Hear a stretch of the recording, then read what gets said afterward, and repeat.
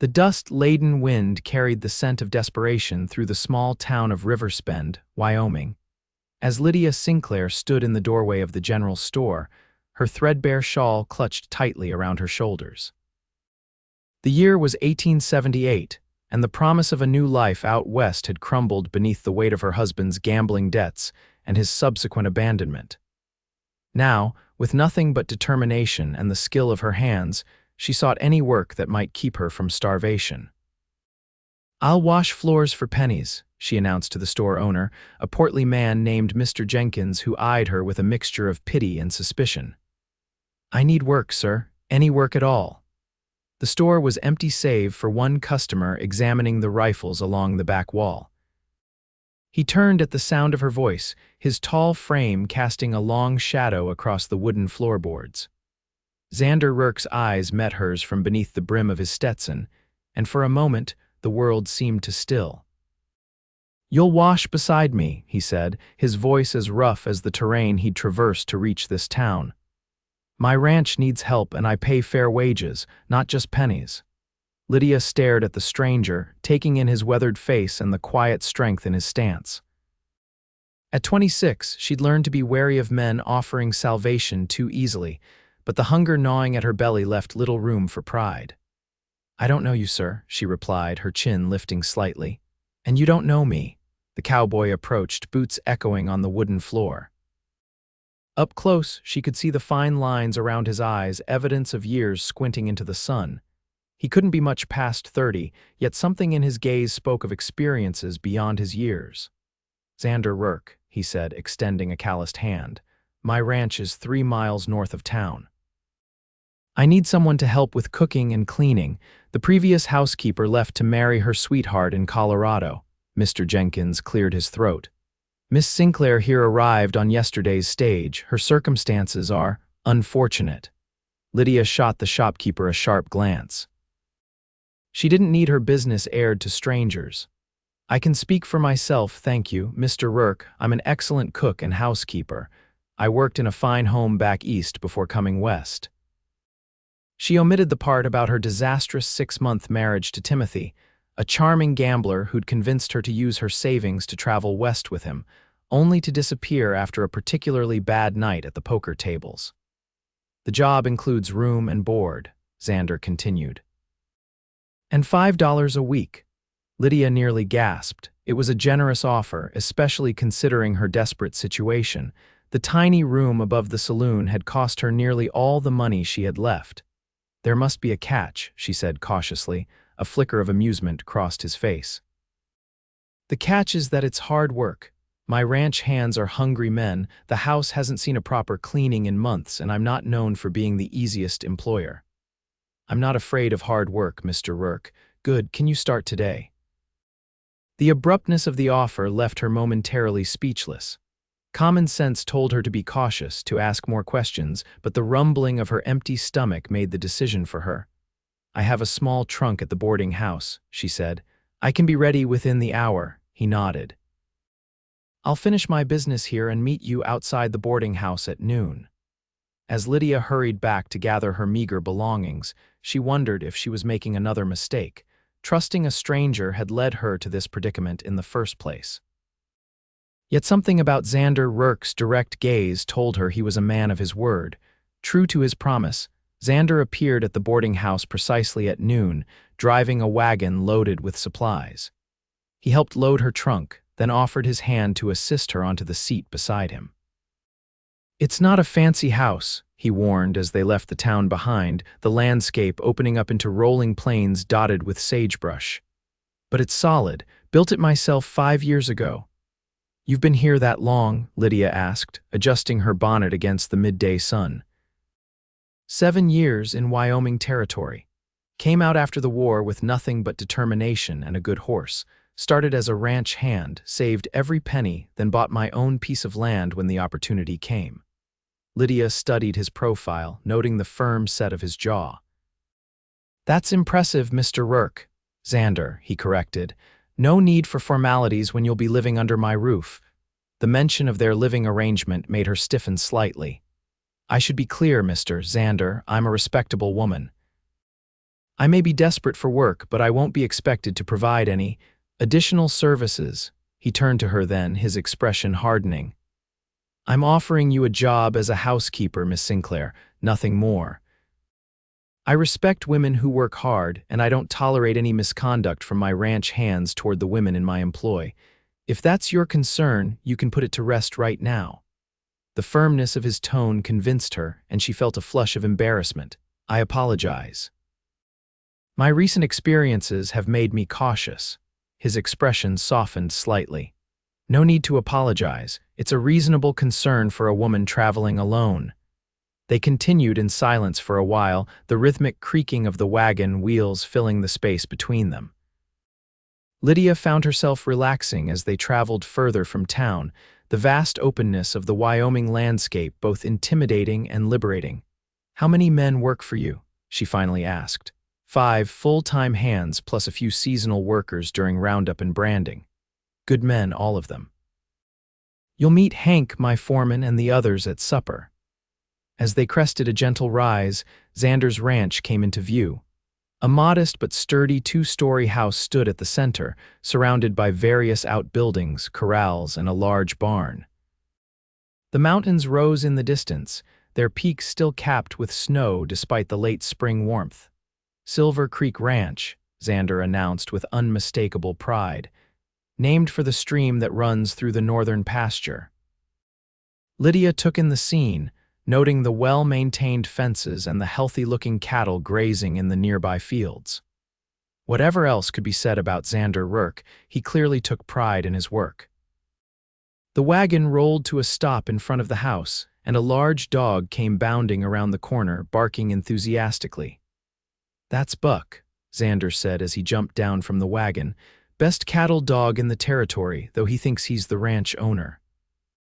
The dog approached Lydia cautiously as she climbed down, sniffing at her skirts before apparently deciding she was acceptable.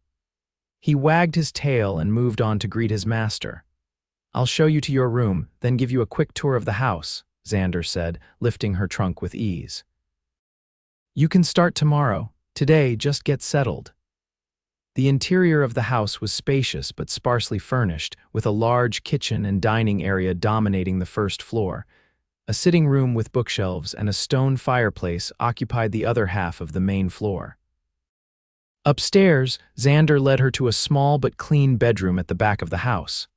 This will be your room, he said, setting down her trunk. Mine is at the front of the house and the other bedrooms are for guests, though we rarely have any. The room was simply furnished with a narrow bed, a chest of drawers, and a small table with a wash basin. A window overlooked the corral and the mountains beyond. It's perfect, Lydia said, genuinely pleased with the accommodations. After the dingy room above the saloon, this felt like luxury. The kitchen's well stocked, Xander continued. The men eat breakfast at sunrise and supper after sunset. Midday meal is simple, usually just sandwiches or leftovers since everyone's working. Sundays are for rest, and the men often go into town, so you'll have lighter duties then. Lydia nodded, mentally cataloging the information. And laundry, once a week, usually Mondays. There's a wash house behind the kitchen with tubs and a wringer. One of the ranch hands will help carry water for you. As they headed back downstairs, Lydia noticed the layer of dust on the furniture and the cobwebs in the corners. The house needed a woman's touch, that much was clear. When did your previous housekeeper leave? She asked. About 2 months ago. We've been managing on our own since then, which mainly means we've been eating poorly and living in dirt. His mouth quirked in a half-smile, the first genuine show of humor she'd seen from him. Before she could respond, the door opened, and a tall, gray-haired man entered, removing his hat as he saw Lydia. Ah, you must be Miss Sinclair, he said, nodding respectfully. Xander mentioned he was bringing back a housekeeper, Hank Peterson, ranch foreman. Pleased to meet you, Mr. Peterson, Lydia replied, noting his kind eyes and weathered face. Hank's been with me from the beginning, Xander explained. Taught me most of what I know about ranching. Someone had to keep this young fool from getting himself killed, Hank said with obvious affection. Miss Sinclair, you're a welcome sight. These boys have been living like wild animals without a woman's civilizing influence. I'll do my best to restore order, she promised. That evening, Lydia prepared a simple supper from the provisions in the kitchen. The ranch hands filed in as the sun set, each introducing himself politely before taking a seat at the long table. Besides Hank, there was Miguel, a skilled horseman from Texas, brothers Jesse and Caleb Morgan, who handled most of the cattle driving, and young Tom Wilson, barely 20 and eager to prove himself. Xander sat at the head of the table, observing quietly as the men complimented Lydia's cooking with genuine enthusiasm. She felt a sense of satisfaction as she watched them eat, realizing how much she had missed having a purpose, being needed. Later, after the men had retired to the bunkhouse and she had finished washing the dishes, Lydia found Xander sitting on the porch, smoking a cigarette and staring at the stars. "Thank you," she said simply, standing in the doorway. He turned, his face half illuminated by the light from the house. "For what?" "For offering me this opportunity. I was nearly at the end of my rope in town," he nodded slowly. "Everyone deserves a chance to prove themselves, Miss Sinclair." "Lydia," she corrected him. "If I'm to call you Xander, then you should use my given name as well." A slight smile touched his lips. "Lydia, then, get some rest. Tomorrow will be a busy day." As she climbed the stairs to her new room, Lydia felt something she hadn't experienced in months: hope. This might be just a job, just a temporary solution, but for tonight it was enough. The next morning, Lydia rose before dawn, determined to prove her worth. She had the coffee brewing and biscuits baking by the time the men began filing in for breakfast. Their appreciative murmurs as they tasted her food brought a flush of pride to her cheeks. "If you keep cooking like this, Miss Sinclair, we'll never let you leave," Jesse Morgan declared, reaching for another biscuit. "Mind your manners," Hank scolded, though his own plate was piled high. "Miss Sinclair isn't here for your entertainment."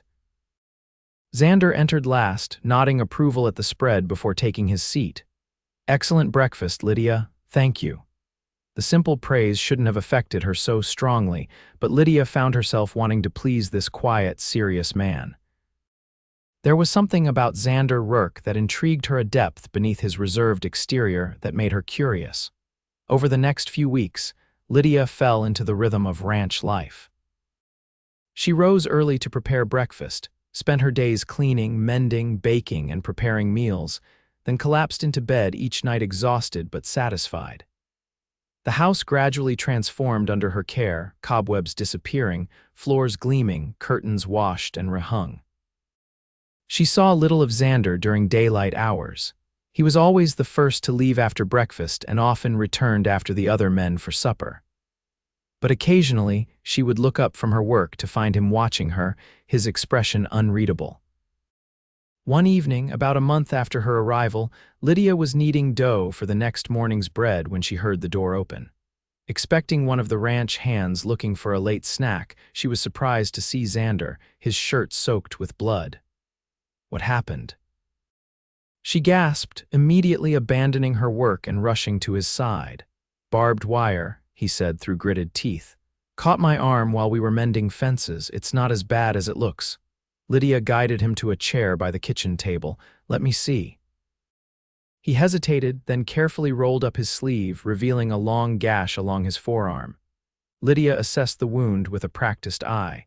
"It needs cleaning and stitches. Where's your medical supplies?" "Cabinet in my office, but I can handle it myself." "Don't be ridiculous," she said firmly. "You can't stitch your own arm properly. I've done this before." His eyebrows rose slightly, but he didn't argue further as she fetched the supplies and set about cleaning the wound. Her touch was gentle but efficient as she washed away the dried blood with warm water. "How did you learn to do this?" Xander asked, watching her work. "My father was a doctor," she explained, threading a needle. "I often assisted him. This will hurt, but try to keep still." Xander barely flinched as she began stitching, though she knew it must be painful. "You're full of surprises, Lydia Sinclair." She concentrated on her work, trying to ignore the warmth of his skin beneath her fingers. "Not really, just a woman who's learned to be useful." "There's more to you than that," he said quietly. "You're educated, well-spoken." "How did you end up washing floors for Pennies in a Wyoming town?" The question caught her off guard, and her hands stilled momentarily. That's a long story. We have time. Lydia resumed her stitching, considering how much to reveal. I made a mistake. I married a man who turned out to be not what he seemed. The husband Mr. Jenkins mentioned, she nodded. Timothy was charming, handsome, and completely irresponsible. He convinced me to use my savings to come west with him, said he had business opportunities waiting. What he really had was a fondness for poker tables and whiskey. Where is he now? I don't know. He disappeared after losing everything we had in a card game, including my mother's locket, left me with nothing but a note saying he was sorry. The memory still stung, though more from humiliation than heartbreak. I never actually loved him, I realize now. I was just desperate to escape the life that was planned for me. Xander remained silent as she tied off the last stitch and began bandaging his arm. My parents died within months of each other 2 years ago, she continued, surprising herself with the admission. I was left with a cousin who made it clear I was a burden. Timothy seemed like salvation at the time. And now? Xander asked, his voice gentle. Lydia secured the bandage and stepped back. Now I'm determined to stand on my own 2 feet. I won't make the same mistake again, trusting someone else to secure my future. Something flashed in Xander's eyes, understanding, perhaps, or respect. That's admirable. But not everyone will betray your trust, Lydia. Their eyes met, and for a moment, something electric passed between them. Lydia broke the contact first, gathering the bloodied cloths and used supplies. You should rest that arm for a day or two, she said briskly, falling back on practicality. No heavy lifting, he stood, flexing his fingers experimentally. Thank you for your help, you have skilled hands. The compliment brought unexpected warmth to her cheeks. You're welcome. Good night, Xander. After he left, Lydia returned to her bread dough, working it with more force than necessary as she tried to make sense of her confusing feelings. Xander Rourke was her employer, nothing more. She couldn't afford to complicate things with foolish romantic notions. Yet that night, as she lay in bed listening to the wind whistling around the eaves, she found herself remembering the feel of his skin beneath her fingers and the intensity in his eyes when he'd looked at her. The next day brought unexpected excitement to the ranch. Lydia was hanging laundry when she heard the sound of an approaching wagon. Visitors were rare at Silver Creek, and she shaded her eyes against the midday sun to see who was coming. The wagon contained a well-dressed couple and what appeared to be their teenage daughter. Xander emerged from the barn, his injured arm still bandaged, and walked out to meet them. Curious, Lydia continued her work, positioning herself to overhear the conversation. Mr. Rourke, the man called out, his Eastern accent immediately apparent. I'm Lawrence Davis. This is my wife, Eleanor, and our daughter, Patricia. We corresponded about purchasing cattle for my new ranch near Cheyenne. Xander shook the man's hand. Of course, Mr. Davis. We weren't expecting you until next week, but you're welcome all the same. Mrs. Davis looked around, her expression clearly disapproving of the rustic surroundings. The daughter, however, was gazing at Xander with undisguised interest, smoothing her fashionable traveling dress and patting her elaborately styled hair. We finished our business in Cheyenne earlier than anticipated, Davis explained. I hope it's not inconvenient to arrive unannounced. Not at all. We have a spare room for you and Mrs. Davis. Your daughter can have the other guest room. Lydia hurried to finish hanging the laundry, then rushed inside to prepare the guest rooms. She had kept them clean but hadn't expected them to be used. Fresh linens were needed, and she wanted to add some wildflowers to brighten the rooms. When she came downstairs, Xander was showing the Davis family into the sitting room. He caught her eye and beckoned her over. This is Miss Lydia Sinclair, our housekeeper, he said. Lydia, the Davis family will be staying with us for a few days while Mr. Davis selects cattle for his new ranch. Lydia curtsied slightly. Welcome to Silver Creek. The guest rooms will be ready shortly. Mrs. Davis assessed Lydia with a critical eye. We'll need hot water for washing, and my daughter requires assistance with her hair and dressing. I assume you can provide that.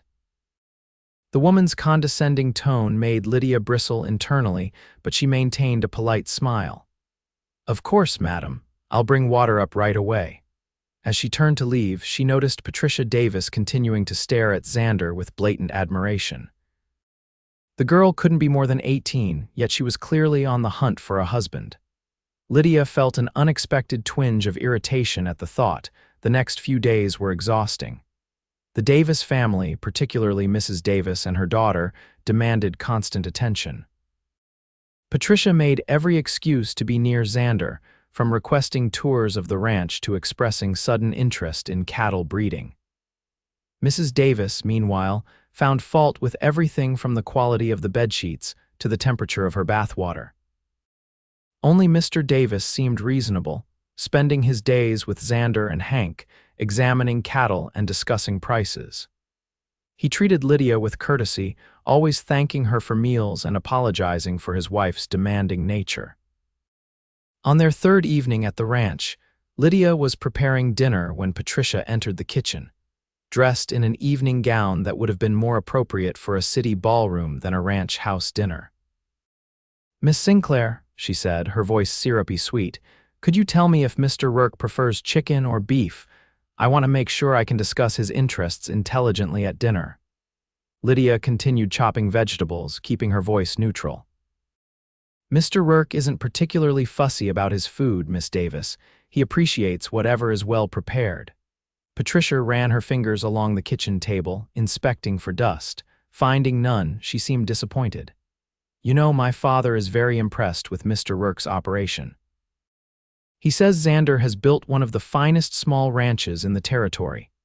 "Mr. Rourke works very hard," Lydia agreed, wondering where this conversation was heading. "Father thinks I should consider Western men as potential husbands. He says they have more vitality than Eastern men." Patricia lowered her voice conspirationally. "And Mr. Rourke is certainly vital, wouldn't you agree? Those shoulders, those hands." Lydia nearly cut her finger at the girl's forwardness. "I couldn't say, Miss Davis. Mr. Rourke is my employer." Patricia laughed, the sound like tinkling glass. "Oh, come now, you're a woman, aren't you? Surely you've noticed how handsome he is, though I suppose in your position it would be inappropriate to have such thoughts." The condescension in her voice made Lydia's cheeks burn. "If you'll excuse me, Miss Davis, I need to finish preparing dinner." "Of course."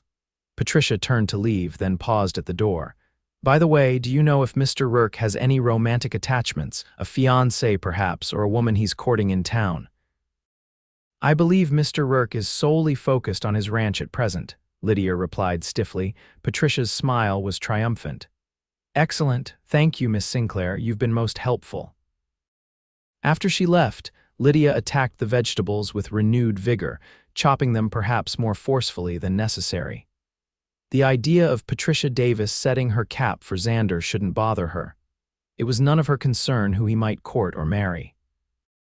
Yet it did bother her, far more than she wanted to admit.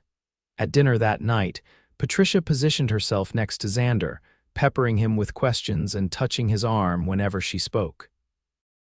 Mrs. Davis watched with approval, occasionally interjecting comments about her daughter's accomplishments, her piano playing, her watercolors, her fluency in French.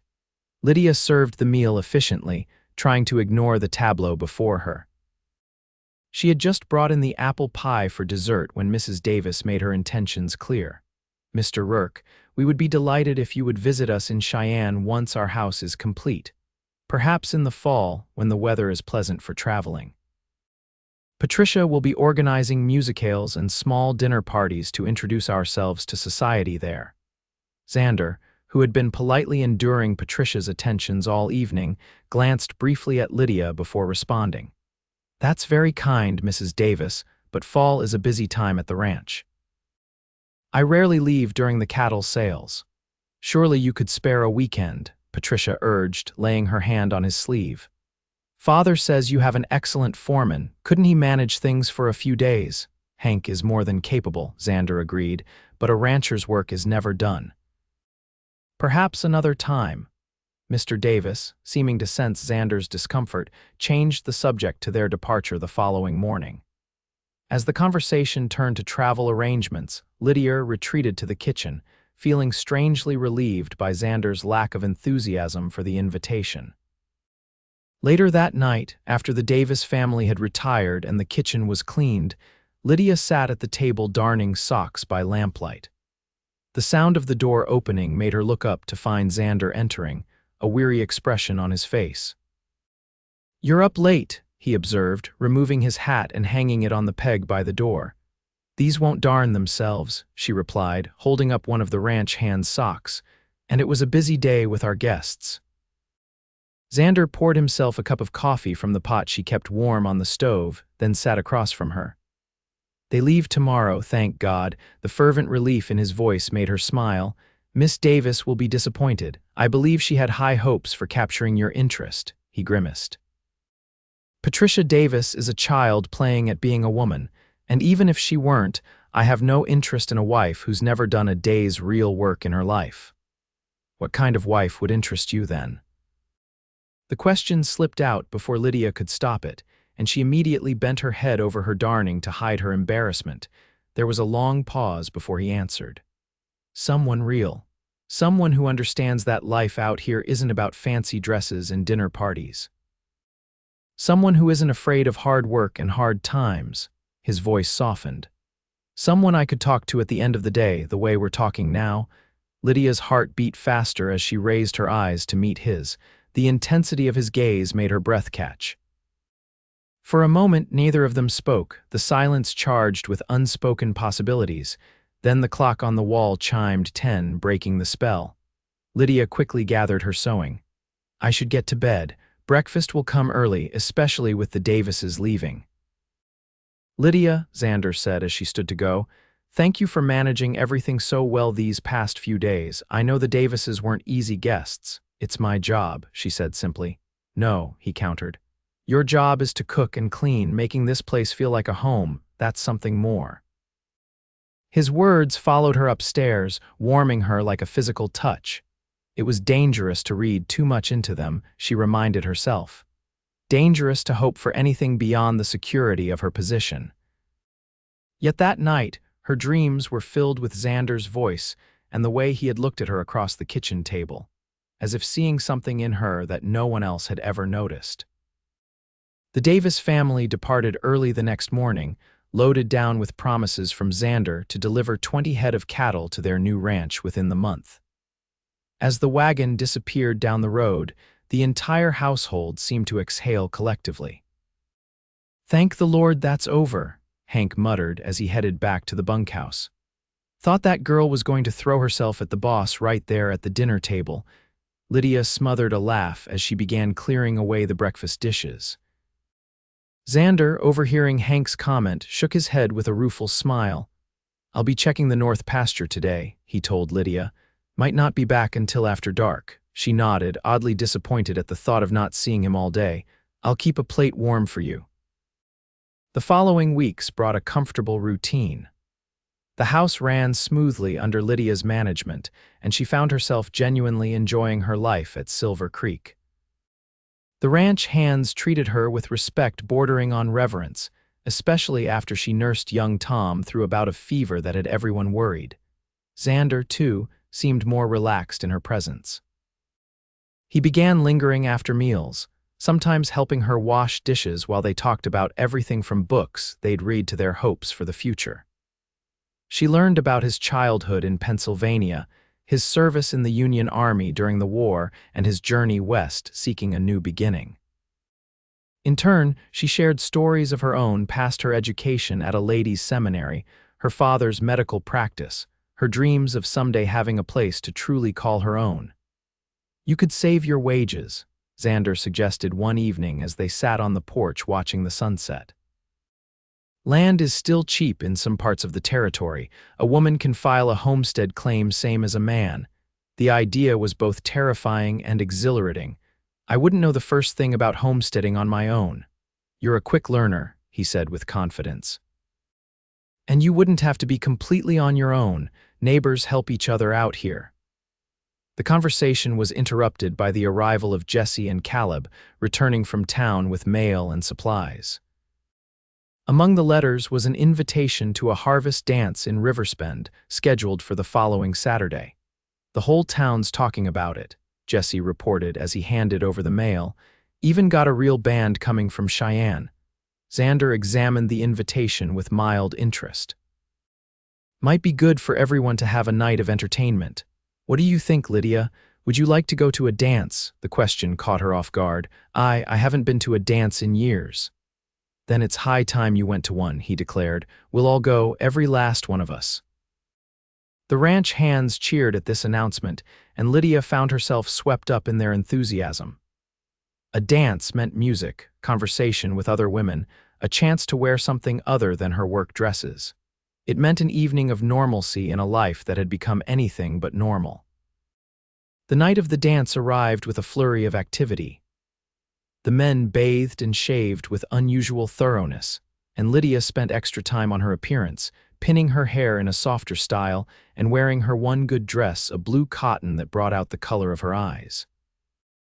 When she came downstairs, the ranch hands whistled appreciatively, and even Hank looked impressed. But it was Xander's reaction she found herself watching for. He stood by the door, dressed in clean black trousers and a crisp white shirt, his dark hair still damp from washing.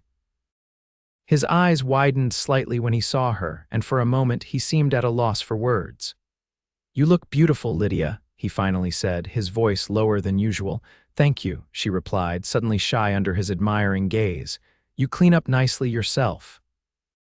The town hall was decorated with paper lanterns and autumn leaves, the makeshift dance floor already crowded when they arrived. The band played a lively tune, and couples whirled around the room with varying degrees of skill. Lydia sat with some of the other women from nearby ranches, enjoying the chance to engage in feminine conversation after months of being surrounded primarily by men. She was discussing recipes with the blacksmith's wife when Xander appeared before her, hand extended. "May I have this dance, Miss Sinclair?" The musicians had just begun a waltz, and Lydia hesitated only briefly before placing her hand in his. "I might be a bit rusty," she warned as he led her onto the floor. "That makes two of us," he replied, settling his hand at her waist. "It's been years since I danced with anyone." But as they began to move, it became clear that neither of them had forgotten the steps. Xander guided her confidently around the floor, maintaining a proper distance between them while still holding her securely enough that she felt safe in his arms. "Everyone's watching us," Lydia murmured, noticing the curious glances directed their way. "Let them watch," Xander replied, his eyes never leaving her face. "I'm too busy looking at you to care what anyone else thinks."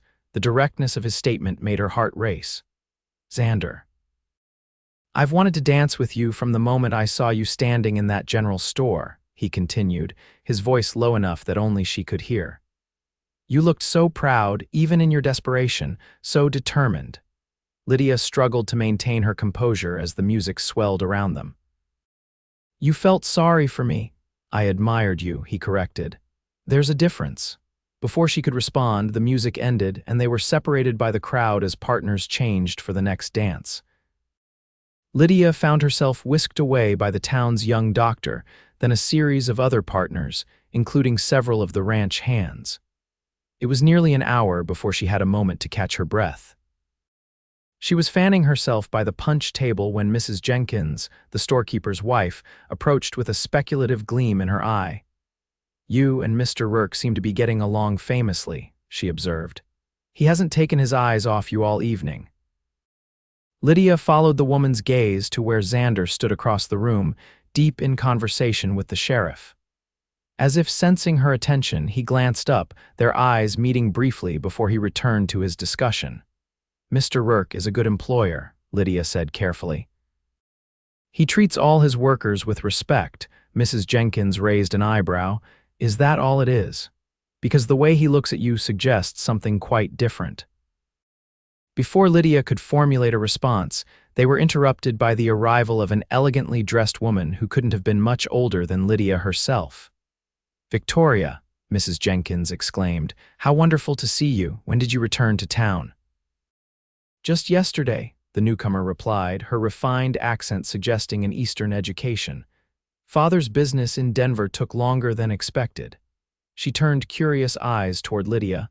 "I don't believe we've met. I'm Victoria Palmer, Lydia Sinclair. I work at Silver Creek Ranch." Recognition flashed in Victoria's eyes. Ah, Xander Rourke's place. My father owns the bank in town. Xander and I have known each other for years. There was something proprietary in the way she said Xander's name that made Lydia instantly wary. Mrs. Jenkins, seeming to sense potential gossip, excused herself to greet other guests, leaving the two women alone. "How are you finding ranch life, Miss Sinclair?" Victoria asked, her tone politely curious. "I understand you arrived in town quite recently."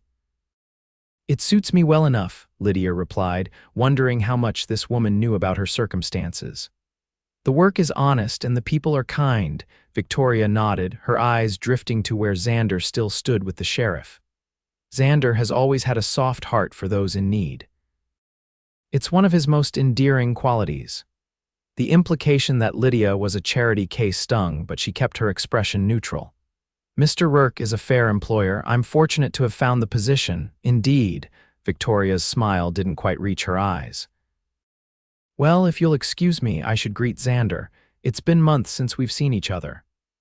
Lydia watched as Victoria glided across the room, her expensive dress rustling elegantly with each step. She touched Xander's arm with familiar ease, and his face lit with a smile of recognition.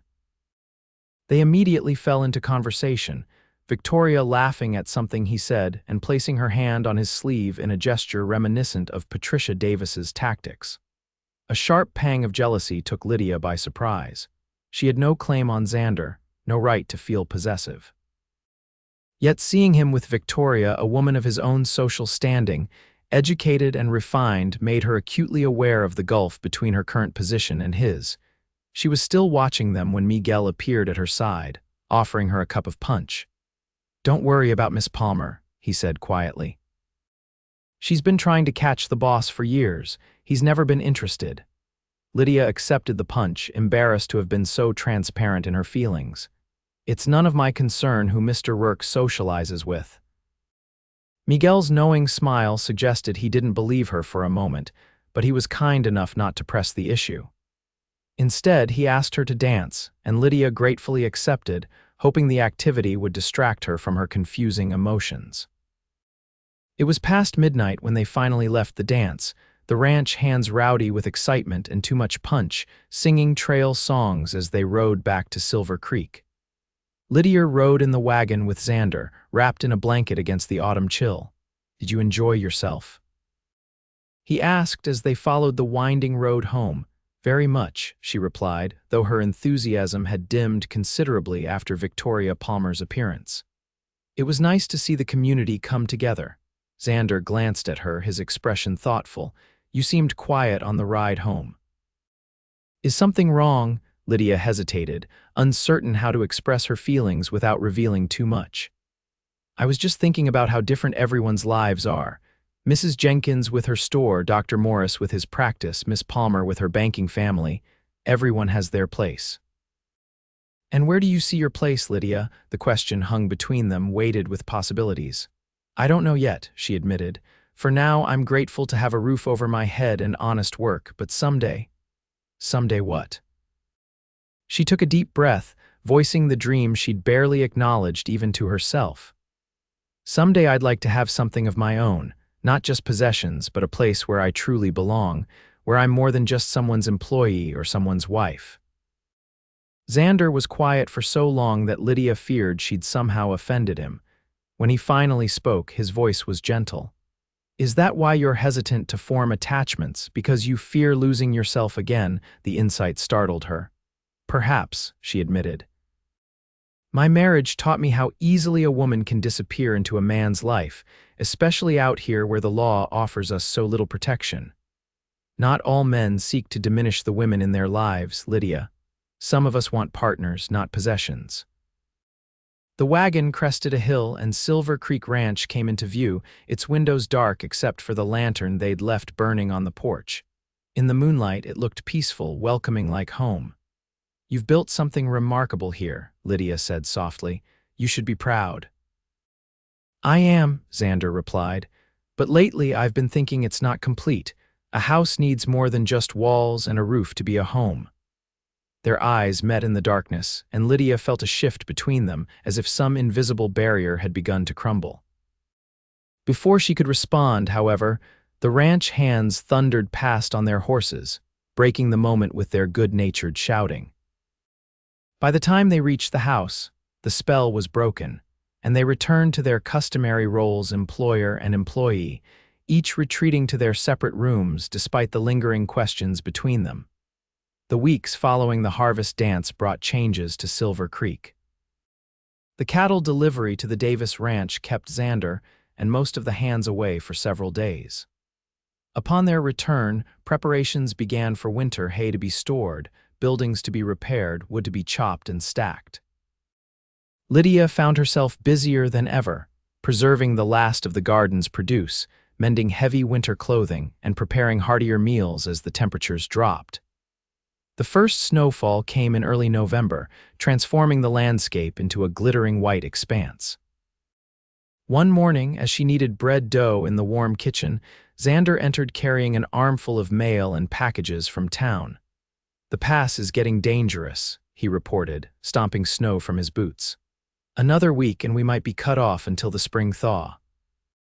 The prospect of being isolated at the ranch for months didn't disturb Lydia as much as it might have earlier in the year. Silver Creek had become home in ways she hadn't expected. "I picked up a few things in town," Xander continued, placing a small package on the table near her. "This one's for you." Surprised, Lydia wiped her hands on her apron before reaching for the brown paper parcel. Inside was a book, a collection of poetry by Emily Dickinson. She ran her fingers over the embossed cover, deeply touched by the unexpected gift. "You mentioned you enjoyed her work," Xander said, watching her reaction closely. "I saw it in the Mercantile and thought of you. It's perfect," she said, looking up at him with genuine pleasure. "Thank you, Xander. That was very thoughtful." He seemed almost embarrassed by her gratitude. "It's not much, just something to help pass the winter evenings."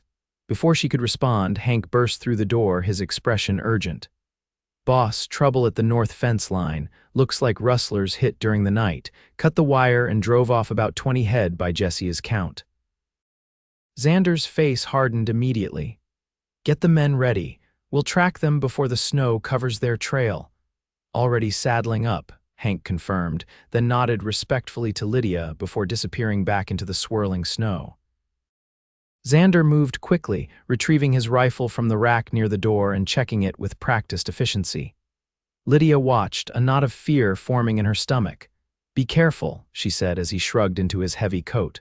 "Rustlers are desperate men." He paused, his eyes meeting hers. "We'll be fine. Don't expect us back before nightfall. If the weather worsens, we might need to make camp." The thought of them out in the worsening storm filled her with dread, but she nodded bravely. "I'll keep food warm just in case." Xander hesitated, then crossed the kitchen in 2 strides and took her hand. "Lydia," he began, then seemed to think better of whatever he had been about to say. Instead, he squeezed her fingers gently before releasing them. "Thank you." After he left, Lydia stood at the window watching until the men disappeared into the swirling snow. Then she returned to her bread-making, working the dough with renewed vigor as if the physical activity could dispel her worry. The day passed with agonizing slowness. The storm intensified, wind howling around the eaves and driving snow against the windows. By late afternoon, Lydia had prepared a hearty stew and baked fresh bread, but as darkness fell with no sign of the men, her concern grew. She paced the kitchen, periodically adding wood to the stove to keep the food warm and the house comfortable for their return. When the clock struck 9 with still no sign of them, she began to truly fear something had gone wrong. Just as she was considering the impossible task of setting out to look for them herself, the sound of horses in the yard sent her rushing to the door. Through the curtain of snow, she could make out several mounted figures approaching the barn. Relief flooded through her, only to be replaced by renewed anxiety when she realized one horse carried a double burden, a rider supporting another who slumped forward in the saddle. Lydia grabbed her shawl and rushed out into the storm, heedless of the biting cold as she ran toward the barn. By the time she reached it, the men were dismounting, and she could see it was Xander who was injured, his face pale beneath a layer of frost, one arm cradled against his chest. "What happened?" she demanded, helping Hank support Xander's weight as they moved toward the house. Rustlers ambushed us, Hank explained grimly. Boss took a bullet in the shoulder. We got the cattle back, but 3 of the rustlers escaped into the hills. Xander managed a weak smile despite his obvious pain. Not as bad as it looks, just need to get warm. Once inside, they helped him to the sofa near the fire. Lydia immediately began issuing orders, sending Jesse for hot water and bandages, directing Caleb to stoke the fire, and instructing Miguel to fetch whiskey for both medicinal purposes and to warm the rest of the men. With efficient movements, she helped Xander remove his coat and shirt, revealing the gunshot wound on his left shoulder. The bleeding had mostly stopped, but the flesh around the entry wound was angry and swollen. "The bullet needs to come out," she said, examining the injury with a critical eye. "I can do it, but it will hurt," Xander nodded, his jaw tight. "Do what you need to do." Lydia sterilized her father's old surgical probe in the flame of a candle, then poured whiskey over the wound, causing Xander to hiss in pain.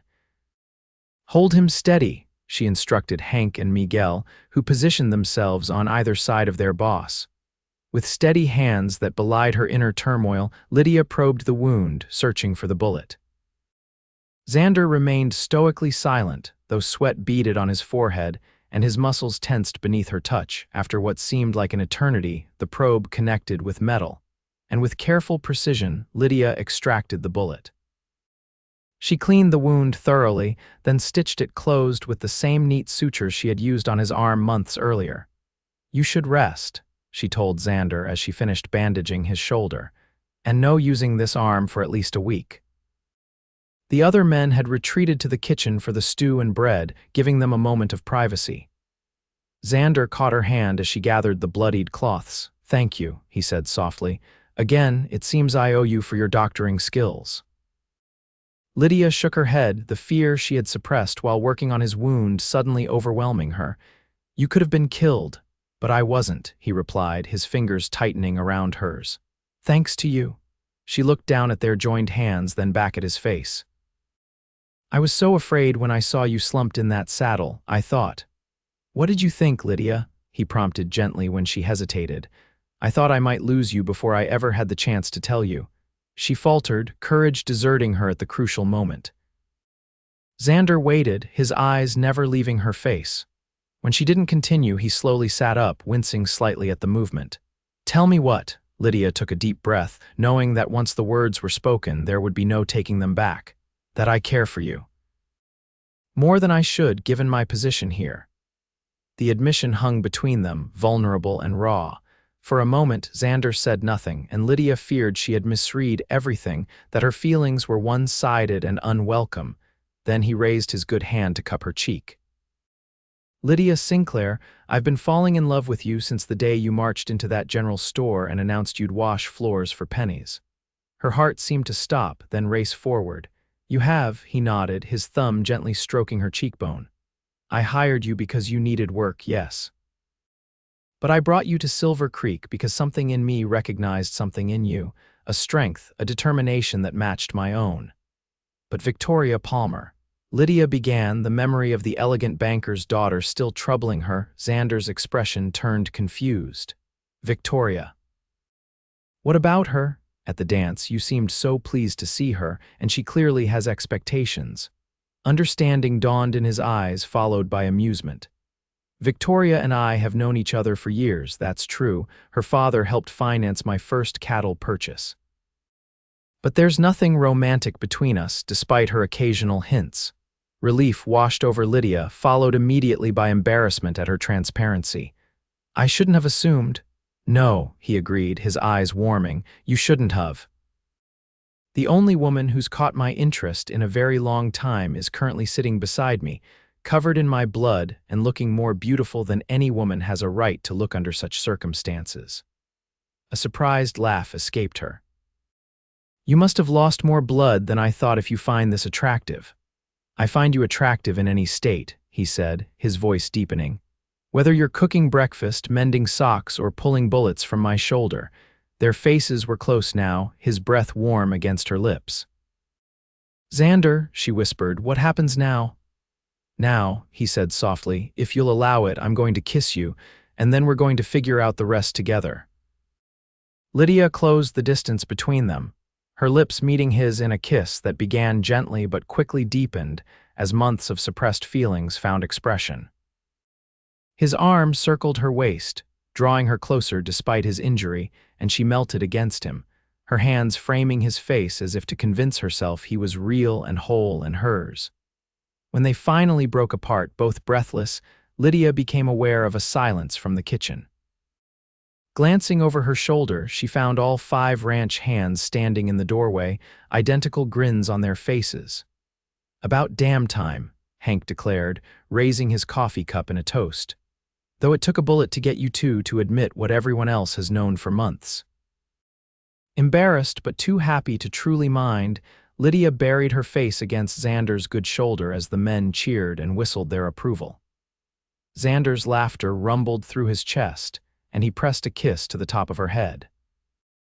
"Now that's settled," Jessie called out. "Can we eat before the stew gets cold?" The moment broken, Lydia reluctantly pulled away from Xander. "You should eat something too, then rest. Doctor's orders." He caught her hand as she stood. "We'll talk more later," she nodded, her heart full. Later.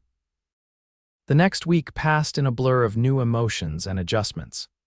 Xander's injury forced him to remain indoors, a situation that chafed at his independent nature, but provided ample opportunity for him and Lydia to talk. They spent long evenings by the fire, sharing more of their histories, their hopes, their fears. Xander spoke of his time in the war, the nightmares that still occasionally plagued him, and his determination to build something permanent and good after witnessing so much destruction. Lydia told him about her parents' deaths, her brief, disastrous marriage, and her struggle to find her place in a world that offered limited options to women. "I want you to know," Xander said one evening as they sat side by side on the sofa, her head resting on his good shoulder, "that I don't expect you to give up your independence. Whatever happens between us, this is your home now, not just a place where you work." Lydia raised her head to look at him. "What are you saying exactly?" He took her hand, his expression serious. "I'm saying that I love you, Lydia Sinclair. I want to build a life with you if you'll have me, not as my housekeeper but as my partner, my wife." Though she had begun to hope for this, the reality of his proposal still took her breath away. "Xander, are you certain? I have nothing to bring to a marriage, no money, no property. You bring yourself," he said simply, "your strength, your intelligence, your heart.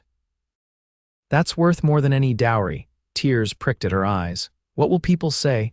They'll think I manipulated my way into your life, used my position to trap you." Xander's expression hardened. "Let them talk, we know the truth. And anyone who matters won't care how we found each other, only that we did." Lydia considered his words, recognizing the truth in them. She had spent too long worrying about appearances, about societal expectations that had never brought her happiness. "Yes," she said finally, a smile spreading across her face. "Yes, I'll marry you, Xander Rourke." His answering smile was brilliant as he pulled her into a kiss that sealed their promise to each other. When they separated, he reached into his pocket and withdrew a small object. "I've been carrying this for weeks, waiting for the right moment," he admitted, opening his palm to reveal a simple gold ring set with a single pearl. "It was my mother's. I'd be honored if you'd wear it." Lydia extended her trembling hand, watching as he slipped the ring onto her finger. It fit perfectly, as if meant for her all along. "It's beautiful," she whispered, admiring the way the pearl gleamed in the firelight. "We can be married as soon as the pass clears," Xander suggested, his good arm still around her waist. "Unless you'd prefer to wait." Lydia shook her head. "I don't want to wait. We've both lost enough time already." The news of their engagement spread quickly through the ranch, met with enthusiasm from the hands who had watched their relationship develop. Hank, in particular, seemed pleased, confiding to Lydia that he'd been worried about Xander's solitary existence for years. "He built this place with his own 2 hands," the foreman told her one morning as they watched Xander inspect the repaired fence line, his injured arm still in a sling.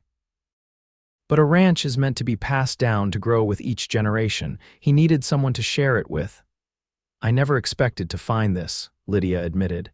When I stepped off that stage in Riversbend, I was just hoping to survive, Hank nodded thoughtfully. Sometimes life gives you exactly what you need, even when it's not what you were looking for. The winter deepened, snow piling high around the ranch buildings, but inside Silver Creek's main house, warmth and happiness prevailed. Lydia continued her duties as housekeeper, but now she worked alongside Xander in planning the ranch's future, discussing cattle purchases, property improvements, and even the possibility of expanding the house someday for the family they both hoped to have. In late January, a brief thaw allowed a circuit riding preacher to make it through to the ranch.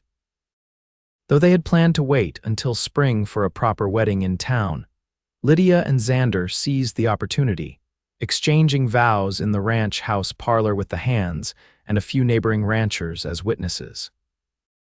Lydia wore her blue dress, freshly pressed and adorned with a lace collar she had carefully saved from her mother's possessions. Xander, his arm finally healed, stood tall in his best suit, his eyes never leaving her face as they spoke the words that bound them together. "I take you, Lydia, to be my lawfully wedded wife," he said, his voice steady and sure. "To have and to hold from this day forward, for better or worse, for richer or poorer, in sickness and in health, to love and to cherish, until death do us part." When Lydia repeated the vows, her voice trembled with emotion, but her heart was certain. This was no desperate choice, no hasty decision she would come to regret. This was love, freely given and received, between equals who had found in each other something worth building a life around. After the simple ceremony, they celebrated with food and music, the ranch hands playing fiddles and harmonicas while Hank led an impromptu square dance in the cleared dining room. As the evening wore on, Xander pulled Lydia aside, leading her to the porch despite the cold. "I have something to show you," he said, guiding her to the railing where they could look out over the snow-covered ranch. "See that rise beyond the north pasture? I've been thinking we could build a schoolhouse there someday, for our children and the children of any families who settle nearby." Lydia leaned against him, warmed by his presence and the future he envisioned. "Our children," she repeated softly, the words filling her with wonder. "I like the sound of that, so do I." He turned her to face him, his hands gentle on her shoulders. "I want you to know that while this ranch is now legally half yours as my wife, I've also put $500 in an account in your name alone at Victoria's father's bank. It's money you can access without my permission, to use however you see fit." Surprised, Lydia stared at him. "Xander, that's not necessary. I trust you." "I know you do," he said seriously. "But I remember what you said about wanting something of your own, about fearing the loss of your independence. I never want you to feel trapped with me, Lydia. If you stay, I want it to be because you choose to every day." Tears filled her eyes at this tangible proof of his understanding. "I love you," she whispered, reaching up to touch his face, "more than I ever thought possible." Their kiss was interrupted by cheers from inside as the Hands noticed their absence. But neither of them minded the good-natured teasing that followed their return to the celebration. Later that night, as they lay entwined in what was now their shared bedroom, Lydia traced the scar on Xander's shoulder, a permanent reminder of how close she had come to losing him before their life together had truly begun. "What are you thinking?" he asked, catching her hand and bringing it to his lips. "I'm thinking about how strange life is," she replied. "If Timothy hadn't abandoned me, if you hadn't been in that store the day I offered to wash floors for Pennies, then we would have found each other some other way," Xander said with conviction. "Some things are meant to be, Lydia." She smiled in the darkness, curling closer to his warmth. "Perhaps you're right, but I'm grateful it happened the way it did." "So am I," he murmured, his arms tightening around her. "So am I." Spring came to Silver Creek Ranch with a riot of wildflowers and the birth of new calves. Lydia moved through her days with a happiness that sometimes still surprised her, balancing her role as ranch mistress with her continued duties as housekeeper until they could hire additional help. On a warm May afternoon, she stood on the porch watching Xander work with a young horse in the corral, admiring the patience and skill he showed with the nervous animal. When he glanced up and caught her watching, his smile was immediate and warming. Later, as they walked hand in hand along the creek that gave the ranch its name, Lydia shared the news she had been keeping to herself until she was certain. "I believe we'll need to start building that schoolhouse sooner rather than later," she said, placing his hand on her still flat abdomen. "By my calculations, we should expect a new rancher around Christmas time." Xander's expression transformed from confusion to stunned joy as her meaning registered. "A baby, we're having a baby." Lydia nodded, laughing as he swept her into a careful embrace, lifting her feet off the ground as he spun her in a circle of pure happiness. "Are you pleased?" she asked when he set her down, though his reaction had made the answer obvious. "Pleased doesn't begin to cover it," he replied, his hands framing her face with reverence. "I never thought I could be this happy, Lydia. You've given me everything I never knew I wanted." As the sun began to set behind the mountains, casting long shadows across the land they both loved, Lydia thought about the journey that had brought her here from desperate woman offering to wash floors for pennies to beloved wife and soon-to-be mother, mistress of a thriving ranch. "What are you smiling about?" Xander asked as they walked back toward the house, his arm protectively around her waist. Lydia leaned into his embrace, content in a way she had once thought impossible. "I was just thinking about how sometimes the end of one road leads to the beginning of another, better one.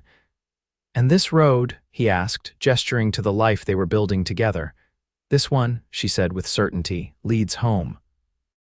As they reached the house, the lights glowing warm and welcoming in the gathering dusk, Lydia paused to look back at the land stretching out before them, the land that had once seemed so foreign and threatening, now as familiar and beloved as the man beside her. From desperate beginnings had come this unexpected blessing, a love strong enough to weather whatever storms might come, rooted in mutual respect and understanding. A partnership forged in the crucible of the Wyoming wilderness, tempered by hardship and strengthened by shared dreams. "I'll wash beside you," Xander had promised that day in the general store, offering not charity but companionship. Now, as they stood on the threshold of their home, their future stretching out before them bright with promise, Lydia knew that those simple words had changed her life in ways she could never have imagined. Hand in hand, they walked into the house that had become their sanctuary, ready to face whatever tomorrow might bring together.